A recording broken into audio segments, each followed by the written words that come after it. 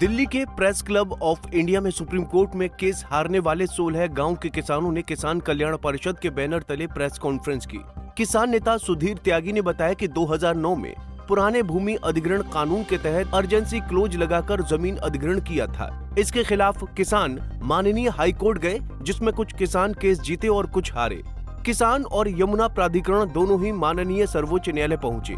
26 नवंबर 2024 को सारे किसान मुकदमा हार गए। अब किसान चाहते हैं कि 2024 में किसानों के साथ नए भूमि अधिग्रहण के साथ उनका निपटारा हो, ताकि किसानों को नए भूमि अधिग्रहण कानून का लाभ मिल सके।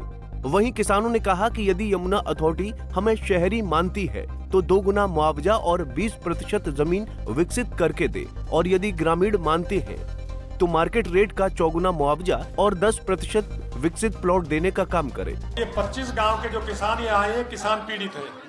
ये किसान चाहते हैं कि जो हमारी जमीन फ्री में लूटी जा रही है, हमें 2013 के एक्ट में जो बना है उसी एक्ट से हमें पैसा मिले और उसी के हिसाब से हमें रेट मिले।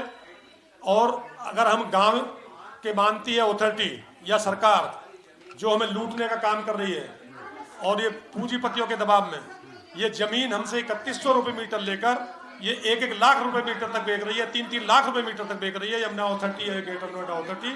तो ये किसानों को लूटने का जो काम कर रहे हैं। कितना नुकसान होने वाला है किसानों को? देखिए, किसान तो बर्बाद हो चुका है, वहां का बर्बाद होने की कगार पे है। अगर उसकी नहीं सुनी गई, अब जो अथॉरिटी एक नया प्रोपगंडा ले आई है कि वो धारा लगा के जमीन ले रही है, उसमें प्लाट भी किसान को नहीं दिया जा रहा है। जो उसका अधिकार है 10% का, तो उसको भी अथॉरिटी 10% प्लाट देने का काम नहीं कर रही है, उसे भी हड़पने के चक्कर में। सरकार से क्या कुछ मांग कितने पैसे का नुकसान होगा?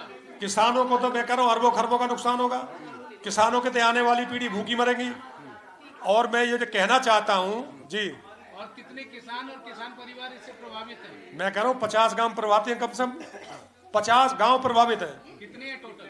कितने लोग टोटल तो मेरे ख्याल में होंगे। एक गांव में कम से कम 500 जमींदार लगाओ तो 500 मजदूर लगाओ तो 1000 लगाओ, 50-100 की तादाद में। सरकार से क्या कुछ मांग रहे हैं? सरकार से हम ये मांग रहे हैं कि हमारी बात सुनी जाए, किसानों को न्याय दिलाया जाए और हमारे जो 2014 का वो अधिग्रहण कानून है उसके हिसाब से हमें पेमेंट करी जाए। मांग पूरी नहीं हुई तो क्या कदम रहेगा? मांग पूरी नहीं होगी तो देखिए किसान अपनी आत्महत्या की राह पे जाएगा।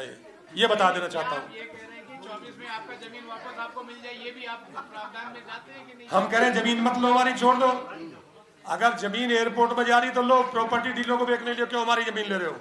आप प्रॉपर्टी डीलरों को जमीन बेच रहे हो तो हमारी छोड़ दीजिए या डेवलपमेंट चार्ज हमसे ले लीजिए।